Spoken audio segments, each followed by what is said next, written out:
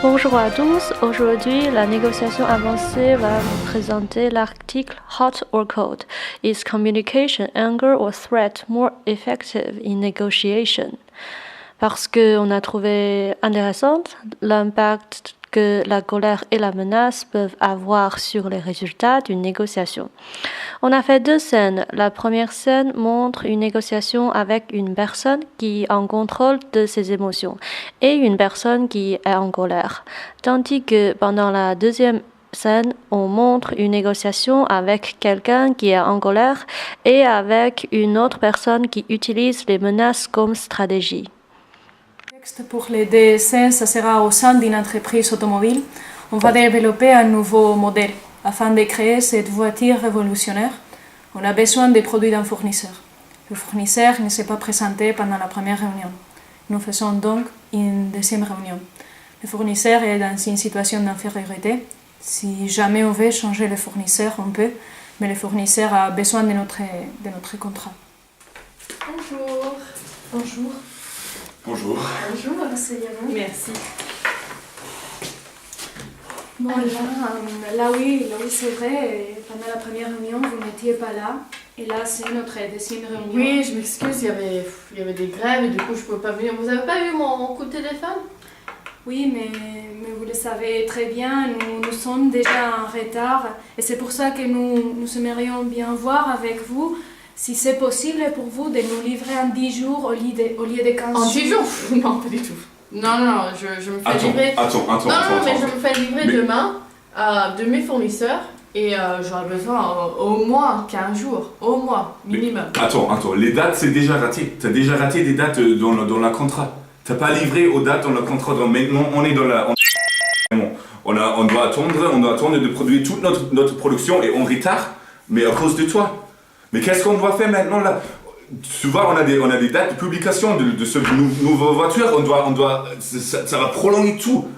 Mais juste parce que toi, t'es des grèves chez toi ou quoi? C'est pas notre problème du tout. Tu vois, donc qu'est-ce que tu peux faire pour nous dans cette réunion qu'on va te prendre encore une fois pour d'autres contrats? Pour d'autres contrats ou un truc comme ça. Non mais calmez-vous, vous êtes un peu énervé.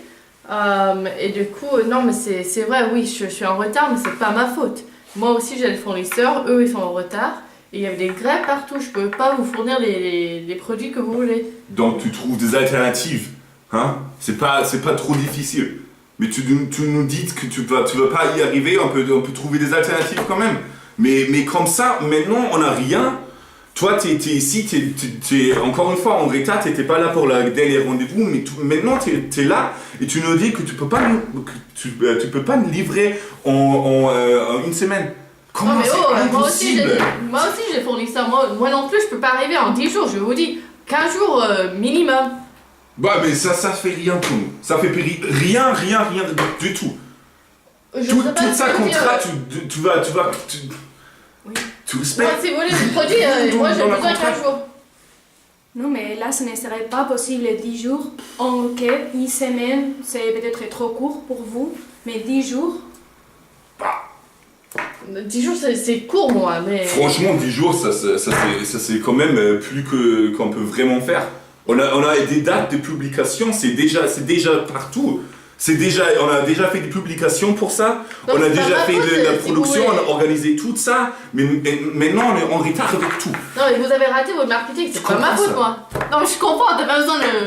Je vois que tu comprends pas.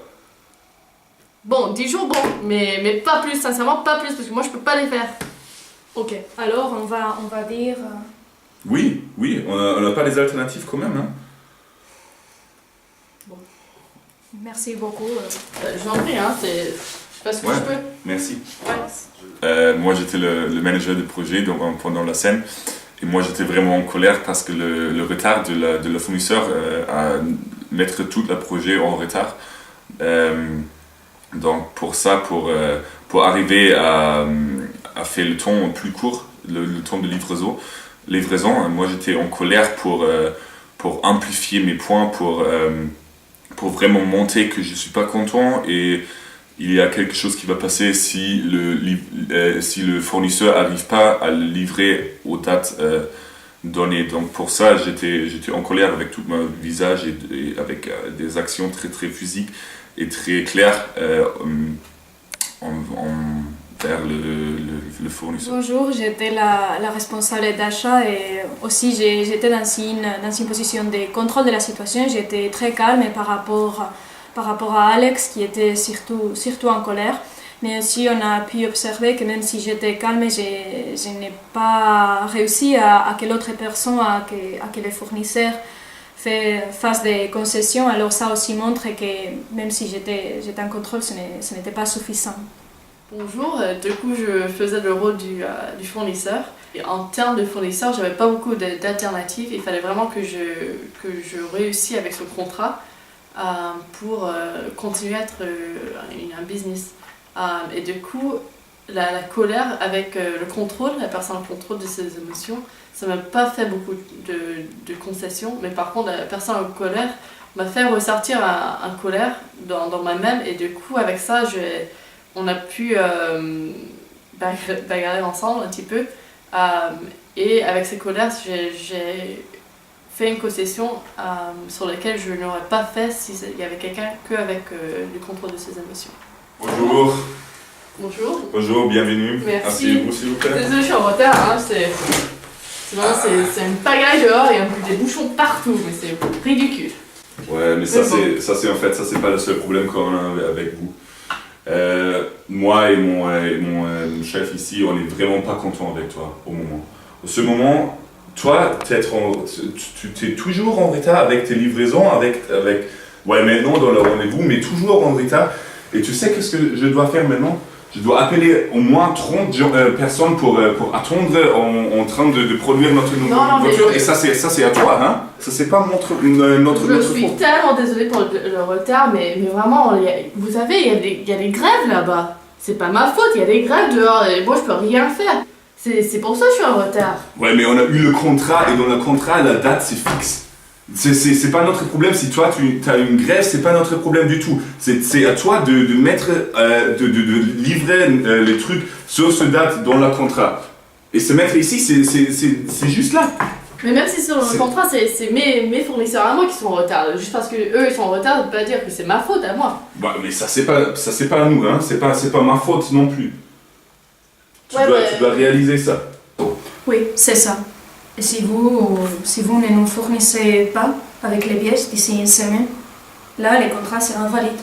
Je sais pas, mais je peux le livrer en 10 jours, mais pas une semaine. C'est trop tôt. 10 jours, pour nous, ce n'est pas possible.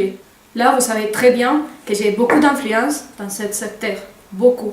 Et si vous ne livrez pas les pièces d'ici une semaine, il y aura des conséquences.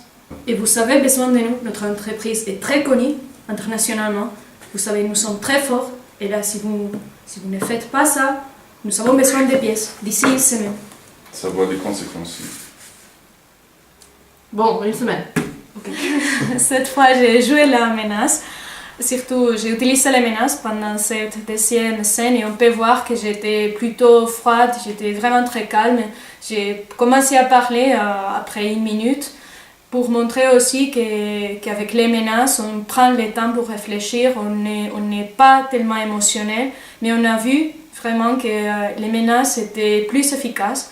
Finalement, les fournisseurs ont accepté à nous fournir d'ici une semaine.